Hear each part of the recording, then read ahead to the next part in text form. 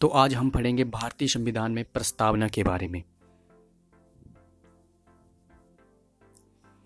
उद्देश्य प्रस्ताव के आधार पर संविधान सभा के संवैधानिक सलाहकार BN राव द्वारा प्रस्ताव का प्रारूप तैयार किया गया था।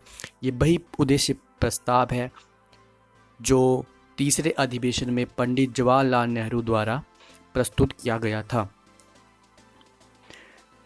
प्रस्तावना संविधान के अधिकार का स्रोत। प्रस्तावना कहती है कि भारतीय संविधान के लोगों से शक्ति अधिग्रहित करता है। भारत की प्रकृति ये घोषणा करती है कि भारत एक संप्रभु, समाजवादी, धर्मनिरपेक्ष, लोकतांत्रिक व गणतांत्रिक राज्य व्यवस्था वाला देश है।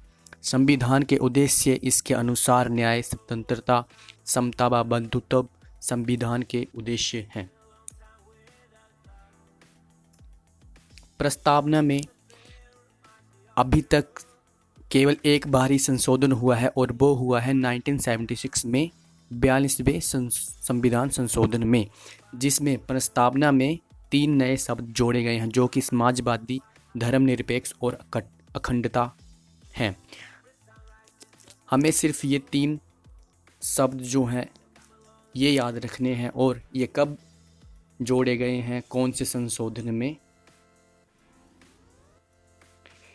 N.A. पालकीवाला ने प्रस्तावना को संविधान का परिपत्र कहा है। परिपत्र यानी कि परिचय पत्र। संविधान की प्रस्तावना को संविधान की कुंजी भी कहा जाता है। जो भीमराव अंबेडकर की अध्यक्षता में प्रारूप कमेटी बनी थी उसमें 7 सदस्य थे, तो 7 सदस्यों में से हर किसी ने प्रस्तावना को अलग नाम दिया है, लेकिन जो इम्पोर्टेंट है वो यही है। N.A. पालकीवाला ने प्रस्तावना को संविधान का परिपत्र और संविधान की प्रस्तावना को संविधान की कुंजी कहा जाता है। केशवानंद भारती विवाद 1973 में प्रस्तावना को संविधान का भाग माना गया है। अब ये केशवानंद भारती विवाद क्या है? तो जब हमारा संविधान लागू हुआ था तब प्रस्तावना को संविधान का हिस्सा नहीं थी, लेकिन जब केशवानंद भारती विवाद हुआ 24 अप्रैल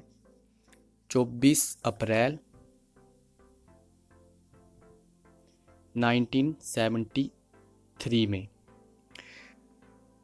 तो उसमें यह हुआ कि सुप्रीम कोर्ट ने यह कहा कि प्रस्तावना जो है वो संविधान का एक हिस्सा है और इसे संविधान के अनुच्छेद 368 के तहत संशोधित किया जा सकता है, लेकिन इसके मूल ढांचे में परिवर्तन नहीं किया जा सकता। यानी कि इसमें परिवर्तन तो किया जा सकता है, संशोधन किया जा सकता है, लेकिन इसका जो मेन स्ट्रक्चर है उसको परिवर्तन नहीं किया जा सकता, उसमें कोई भी परिवर्तन नहीं किया जा सकता।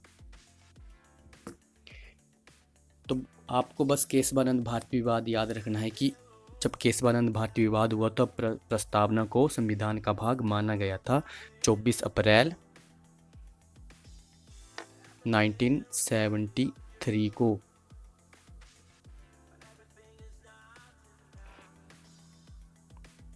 तो आगे चलते हैं, अनुसूचियों के बारे में जानते हैं। जब संविधान बना था तब 8 अनुसूचियां थी, लेकिन वर्तमान में ये 12 हैं। संविधान जब लागू हुआ था तो उसमें 8 अनुसूचियां थी, वर्तमान में 12 हैं। तो पहली अनुसूची में क्या है हम वही डिस्कस करेंगे जो एग्ज़ाम के पॉइंट ऑफ व्यू से इम्पोर्टेंट है। तो पहली अनुसूची में राज्य एवं शासित क्षेत्रों का उल्लेख है।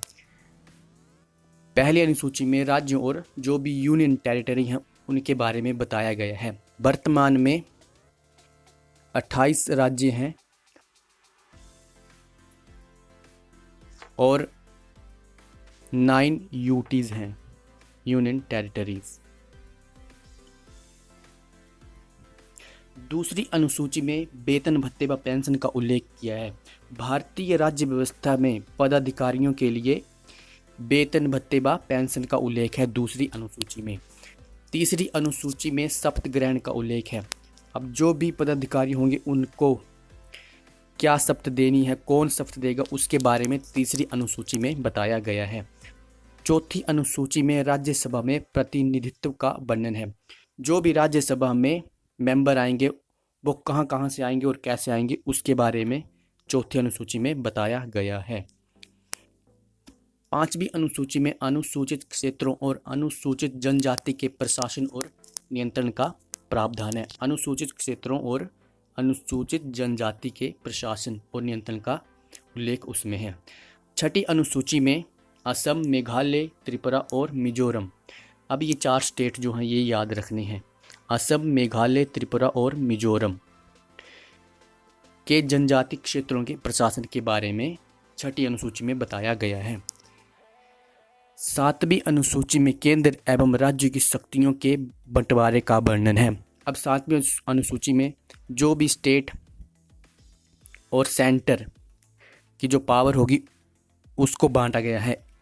7वीं अनुसूची में इसके 3 भाग हैं। 3 भाग हैं इसके। तो पहली आती है संघ सूची।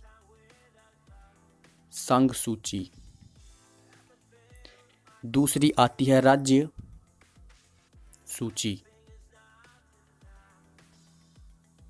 और तीसरी आती है समवर्ती सूची।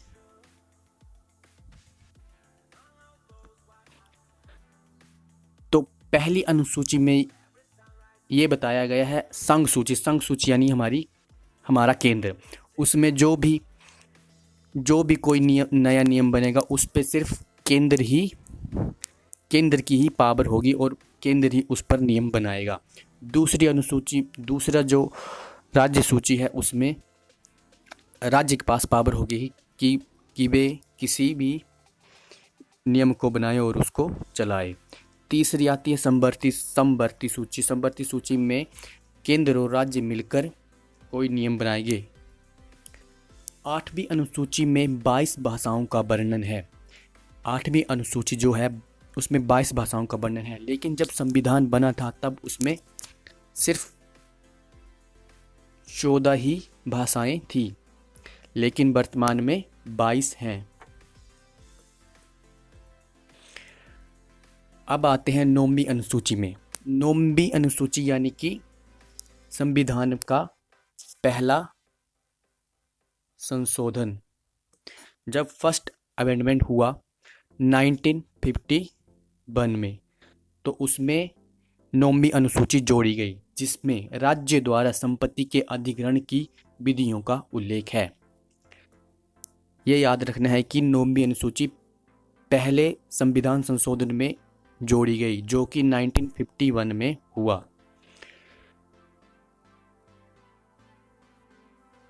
10वीं अनुसूची जोड़ी गई 1985 में और ये संविधान का 52वां संशोधन था, जिसमें दल बदल के प्रावधानों का उल्लेख किया गया है। दल बदल यानी कि जो भी कोई पार्टी बहुमत से जीत जाती थी वो बिना किसी नियम के ही दूसरी पार्टी के साथ मिल जाती थी, तो उसको लेकर नियम बनाए गए 10वीं अनुसूची में।